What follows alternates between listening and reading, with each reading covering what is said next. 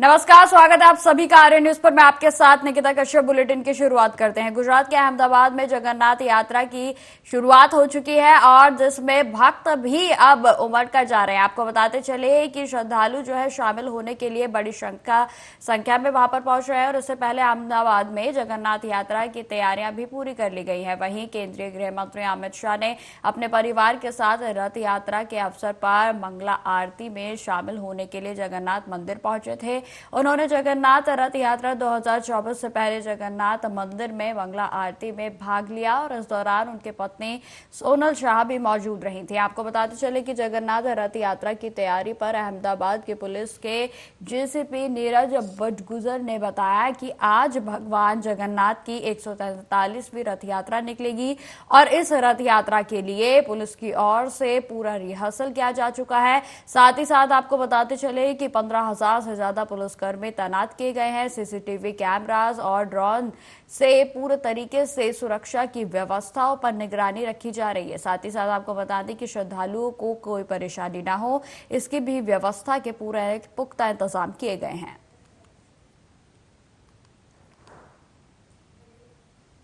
तो आपको बता दें कि आज जगन्नाथ यात्रा का आगाज हो चुका है और जिसमें आप ये तमाम तस्वीरें देख सकते हैं, जिसमें श्रद्धालु जो है पूरे उत्साह के साथ जगन्नाथ यात्रा में शामिल होंगे। आपको बताते चले कि जगन्नाथ यात्रा को लेकर तमाम तैयारियां, चाहे प्रशासन की बात हो या फिर जो कार्य समिति है यात्रा को लेकर उनकी बात हो, सभी की ओर से पूरे पुख्ता इंतजाम कर लिए गए हैं। ये सुंदर तस्वीरें हम आपको जगन्नाथ बाबा के रथ की दिखा रहे हैं, जिसमें कि तीनों रथ जो है वो सज धज कर तैयार हो चुके हैं और आज इस यात्रा का आगाज भी हो चुका है, जिसमें मुख्यमंत्री गुजरात के मुख्यमंत्री भूपेंद्र पटेल भी पहुंचे और जहां उनके द्वारा पूजा अर्चना की गई और जिसके बाद आपको बताते चले कि अब भक्तों का तांता लगना भी शुरू हो गया है और जिसमें मंगल भजनों के साथ आज यात्रा को शुरू किया जाएगा। आपको बताते चले कि इस रथ यात्रा को लेकर बेहद पौराणिक कथाएं भी जो है वो जुड़ी हुई हैं, जिसमें कि आपको बताते चले कि तीनों रथ, जिसमें कि एक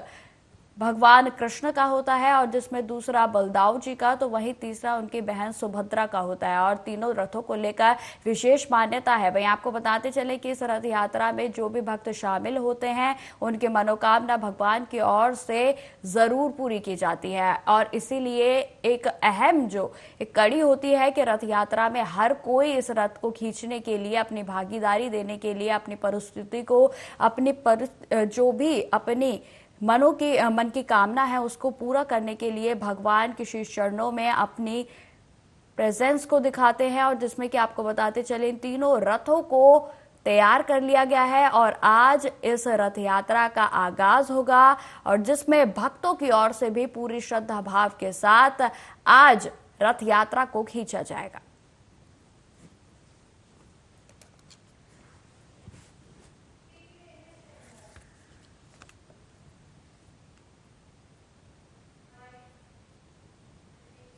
इस वक्त की बड़ी खबर का रुख करते हैं जो कि जम्मू कश्मीर से सामने आ रही है। आपको बताते चले कि जम्मू कश्मीर के कुलगाम से बड़ी खबर सामने आ रही है, जहां सेना और आतंकियों के बीच एनकाउंटर चल रहा है और जिसमें कि आपको बताते चले कि कुलगाम में 4 आतंकियों को ढेर कर दिया गया है। वहीं मोदरघम में भी एक आतंकी को ढेर किया गया।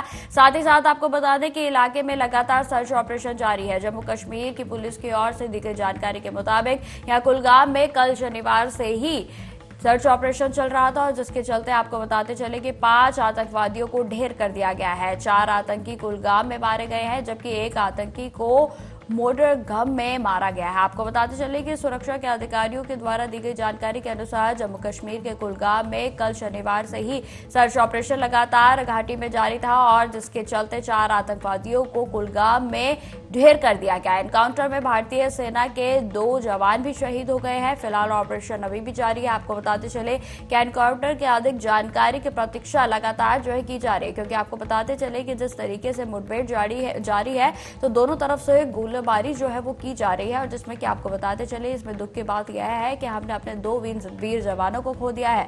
साथ ही साथ आपको बताते चले कि सुरक्षा बलों को एक बड़ी कामयाबी हासिल हुई है, क्योंकि पहले से ही आशंका जताई जा रही थी कि घाटी में सर्च ऑपरेशन जिस तरीके से चलाया जा रहा है वहां पर घुसपैठिए जो है वो घुसपैठ कर आतंकवादी बैठे हैं, और जिन्हें अब ढूंढ कर यानी सर्च ऑपरेशन के चलते उनका एनकाउंटर कर दिया गया है, जिसमें कि आपको बताते चले कि कुलगाम में 4 आतंकवादियों को मारा गया है, तो वहीं एक आतंकवादी को पोगा घर में मारा गया। आपको बताते चले कि सुरक्षा बलों ने 4 आतंकवादियों को मार गिराया है। शनिवार 6 जुलाई से ही सुबह से ही सेना और जम्मू कश्मीर की पुलिस के द्वारा जॉइंट ऑपरेशन किया जा रहा था, जिसमें मोदरघम में भी सर्च ऑपरेशन शुरू हुआ था, और इस दौरान आतंकवादियों ने सुरक्षा बलों पर गोलीबारी की थी, जिसमें लांस नायक प्रदीप नैन शहीद हो गए हैं। तो वहीं फ्रिसल में चल रही मुठभेड़ में भी एक जवान शहीद होने की खबर सामने आई है। आपको बताते चले कि बड़ी कामयाबी जो है सर्च ऑपरेशन के चलते हाथ लगी है, क्योंकि जिस तरीके से आशंका जताई जा रही थी कि घाटी में जो है घुसपैठिए यानी कि आतंकवादी जो है वो छुपकर बैठे हैं और सर्च ऑपरेशन जो है वो चलाया जा रहा था, और इसी बीच आपको बताते चले कि अब सुरक्षा बलों ने 5 एनकाउंटर कर दिए हैं, जिसमें से कि 4 एनकाउंटर कुलगाम में किए गए।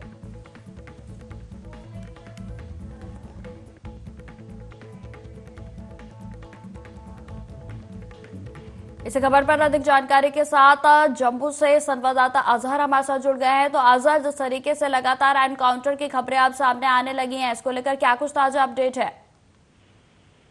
देखिए, यह जनूबी कश्मीर का जिले कुलगाम है। जिले कुलगाम में जिस तरीके से हमने कल भी रिपोर्ट में बताया था कि कल तकरीबन 12 बजे के करीब मटरगाम नामी गांव जो है वहां पे सिक्योरिटी फोर्स को पहले इतला मिली थी कि वहां पे कुछ मिलिटेंट हुए। बाद में security force police force CRPF, इसमें खुशी में बता दूं कि राष्ट्रीय राइफल 9 राष्ट्रीय राइफल और इसके साथ साथ 18 बटालियन सीआरपीएफ और इनके साथ जो जम्मू कश्मीर पुलिस है, इनमें मिल के ये सर्च अभियान यहाँ पे स्टार्ट किया मुद्दाम में। और उसके बाद में ये जो सर्च अभियान है, यूनिट जो सिक्योरिटी फोर्स से जहाँ पे मिलिटेंट छुपे थे वहां पे पहुंचे तो मिलिटेंटों ने सिक्योरिटी फोर्स के ऊपर हमला कर दिया। तो इस तरीके से ये जो सर्च अभियान था ये एक मुठभेड़ में तब्दील हो गया।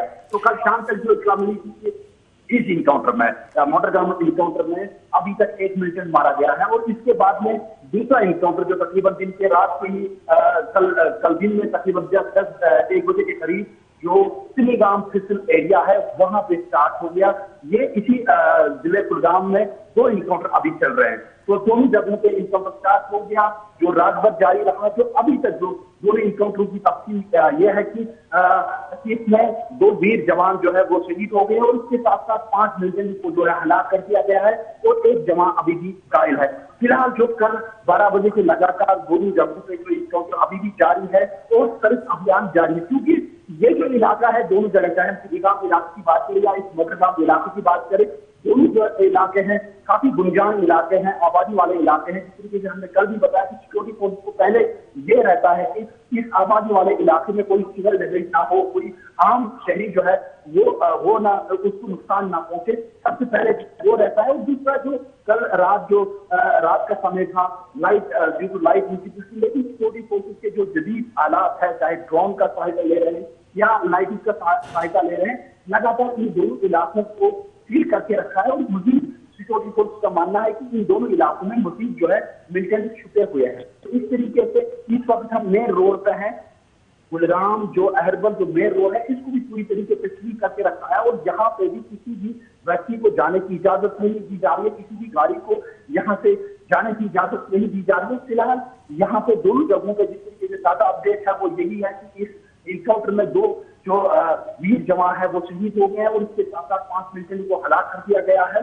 कहीं ना कहीं ये सिक्योरिटी फोर्सेस के लिए भी अभी बड़ा चैलेंज है कि जिस तरीके से मैंने पहले ही तस्करा किया कि दोनों इलाकों में जो इनकाउंटर चल रहा है, और इस इनकाउंटर के दौरान जिस तरीके से सिक्योरिटी फोर्सेस अपने जदीद सामान का इस्तेमाल कर रहे हैं, और इसके साथ साथ जदीद सामान के इस्तेमाल के साथ साथ जो कुल मिला के ये इलाका जो है, जिससे मैंने पहले ही कहा कि ये पूरा इलाका जो है आबादी वाला इलाका है, और सिक्योरिटी फोर्सेस कल शाम की इसमें लगी है। जिससे मैंने पहले ही तस्करा किया कि एक तो सिक्योरिटी फोर्स राष्ट्रीय राइफल इसमें हिस्सा ले रही है, दूसरा यहाँ पे सीआरपीएफ काफी बड़ा अच्छा रोल रहता है, क्योंकि इसमें सीआरपीएफ जो बिल्कुल तैनात कुलगाम में सीआरपीएफ, उन्होंने भी इस इनकाउंटर में बाकायदा शमूलियत इख्तियार की है, और एक पूरा साझा जब टीम होता है तो उसके बदौलत ही कहीं ना कहीं इस इनकाउंटर में जो है कामयाबी हासिल होती है। कहीं ना कहीं सिक्योरिटी फोर्सेस का भी मानना है कि ये इनकाउंटर जो है सिक्योरिटी फोर्सेस के लिए भी एक बड़ी कामयाबी मानी जाती है। मैं जानना चाहूंगी कि जिन आतंकियों के एनकाउंटर किए गए हैं, क्या उनकी पहचान हो गई है? फिलहाल उनकी पहचान नहीं हो पा रही है क्योंकि इनकाउंटर अभी जारी है। जिस तरीके से कल आईजी ने प्रेस वार्ता में भी कहा था कि फिलहाल इनकाउंटर चल रहा है। एक तरफ से आपको बता दूं कि NH-44 से तकरीबन ये जो इलाका है 30-35 किलोमीटर की दूरी पर वाक़ा है और यहाँ पे इस तरीके का इनकाउंटर होना और सिक्योरिटी फोर्सेस ड्यूरिंग अमरनाथ यात्रा के दौरान इस तरीके के बड़े ऑपरेशन करना और इस तरीके की गतिविधियों को अंजाम देना, ये सिक्योरिटी फोर्सेस के लिए कहीं ना कहीं बड़ी कामयाबी मानी जा रही है। और फिलहाल क्योंकि अभी इनकाउंटर कंक्लूड नहीं हुआ है और पुलिस की तरफ से भी अभी खुल के सामने नहीं आ रहा है कि जो मिलिटेंट्स है इनकी जो हलाक किए गए हैं इनकी शिनाख्त क्या है और इनके तहवील में कितना जो है गोला बारूद वो जब्त किया है। लेकिन कहीं ना कहीं इन इनकाउंटर में जिस तरीके से मिलिटेंट्स की संख्या है, एक इनकाउंटर से एक मिलिटेंट मारा गया मोटरगाम जहाँ इस इलाके में हम खड़े हैं, या दूसरे इनकाउंटर सिलगम इलाके की बात करें जहाँ पे 5 मिलिटेंट जो है मार गिराया गया, तो कहीं ना कहीं ये सिक्योरिटी फोर्सेस के लिए एक बड़ी कामयाबी मानी जा रही है। लेकिन थोड़ी देर में जो ही इनकाउंटर जो है कंप्लीट हो जाता है दोनों जगहों पे, तो कहीं ना कहीं ये हायर ऑफिस की तरफ से प्रेस वार्ता होगी जिसमें खुल के सब सामने आएगा कि किस तरीके का या क्या प्लान था इनका मिलिटेंट्स का, जिस तरीके से ये साथ में बैठे थे और क्या इनके इरादे थे और किस हमले के फिराक में थे। फिलहाल यही अपडेट है दोनों इलाकों से कि पूरी तरीके से ये इलाके सील कर दिए गए हैं। मैं बिल्कुल मेन रोड पे हूँ, जिसे मैंने पहले ही बताया, बिल्कुल यहाँ पे किसी की आवाजाही नहीं दी जा रही है। सब जो रोड है वो उसको खुला करके रखा है। ये ताजा अपडेट। बिल्कुल अजहर, जिस तरीके से आपने बताया कि इलाके में अभी भी सर्च ऑपरेशन जारी है, तो आगे क्या ये जो सर्च ऑपरेशन है वो कब तक जारी रहेगा? और साथ ही साथ आप हमें ये भी बताइए कि क्या अभी और भी आतंकवादियों की घुसपैठ की आशंका हो सकती है? जी बिल्कुल, जिस तरीके से लगातार कल 12 बजे से लेकर दोनों जगहों पे दोनों स्थानों पर जिस तरीके अभियान चलाया जा रहा है, जिस तरीके से ड्रोन की सहायता ली जा रही है या जितनी भी लेटेस्ट टेक्नोलॉजी है उसका सहारा लिया जा रहा है, तो कहीं ना कहीं सिक्योरिटी फोर्सेस को भी खर्चा है या इनको भी इनपुट पैके मजीद यहाँ पे मिलते छुपे हो सकते हैं।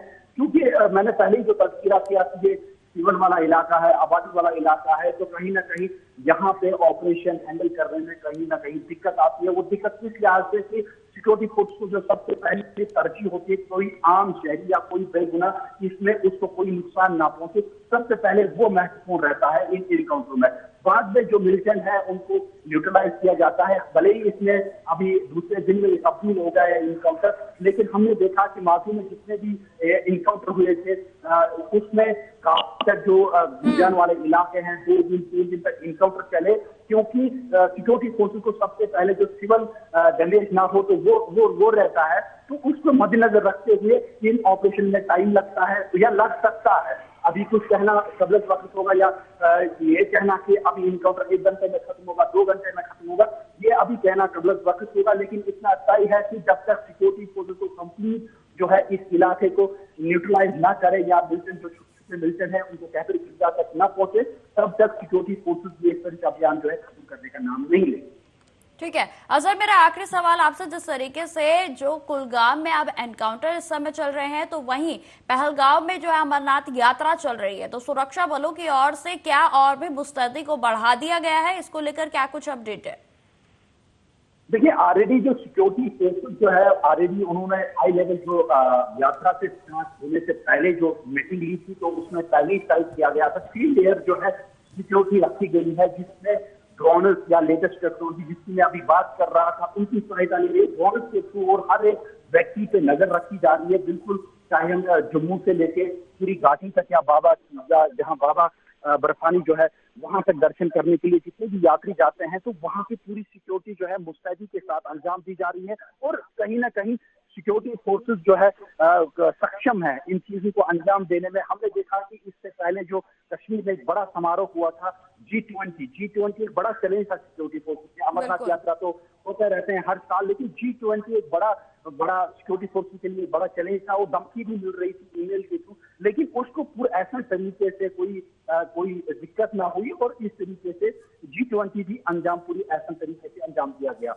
इसी तरीके से पिछले साल जो ये यात्रा थी बाबा बर्फानी का जो यात्रा था, उसको भी पूरे ऐसे तरीके से अंजाम दिया गया और सिक्योरिटी के जो कड़े इंतजाम थे वो किए गए, टैंकर्स लगाए गए, नेशनल हाईवे पे जगह जगह जो है चेकिंग की गई और सिक्योरिटी फोर्सेस के अलर्टनेस की वजह से ही पिछले साल और इस साल भी हम आशंका रख रहे हैं कि इस साल भी जो बाबा बर्फानी का जो यात्रा है ये पूरा ऐसी तरीके से अंजाम होगा और सिक्योरिटी फोर्सेस के लिए भी ये बड़ा चैलेंज है। ठीक है अजहर, तमाम जानकारी के लिए आपका बहुत बहुत धन्यवाद।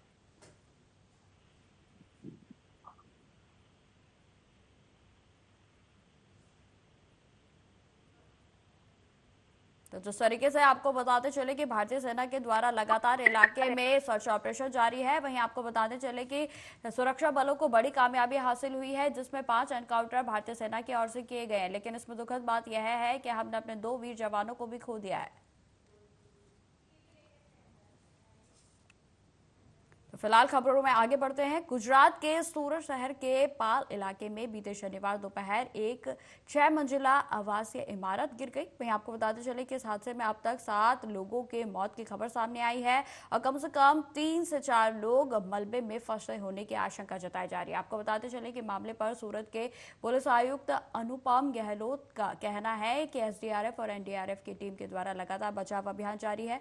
प्राप्त जानकारी के अनुसार अभी भी 4 से 5 लोग फंसे हुए हैं और 3 शवों को बाहर निकाल लिया गया है।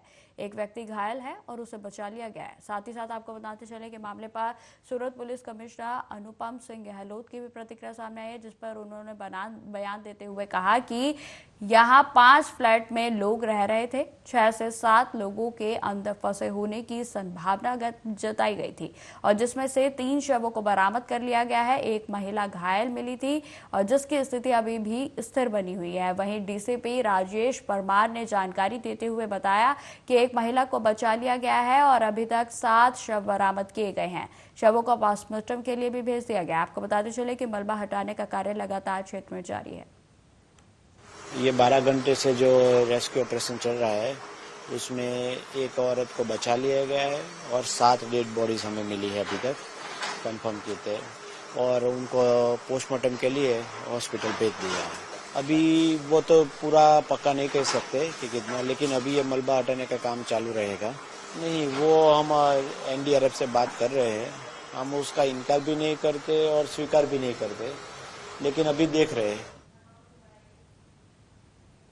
पहाड़ों पर हो रही लगातार बारिश से मैदानी क्षेत्रों में नदियां उफान पर हैं। आपको बताते चले कि बिजनौर के नजीबाबाद इलाके में कई जगहों पर बाढ़ जैसे हालात बन गए हैं।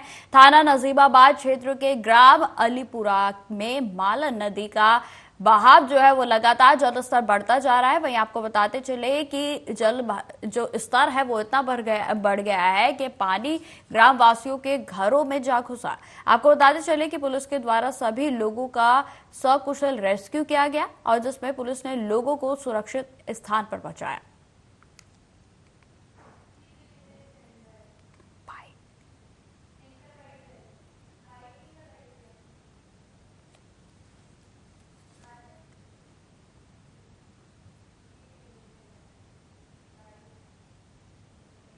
मध्य प्रदेश के मुख्यमंत्री मोहन यादव ने कहा कि सड़कों पर घूमने वाली बीमार और दिव्यांग गायों को बचाने के लिए हमारी जिम्मेदारी है और हम गौशालाओं में प्रबंध को बेहतर बनाएंगे। हम इस पहल से अधिक लोगों को जोड़ रहे हैं। आगे उन्होंने क्या कुछ कहा, आप सुनिए।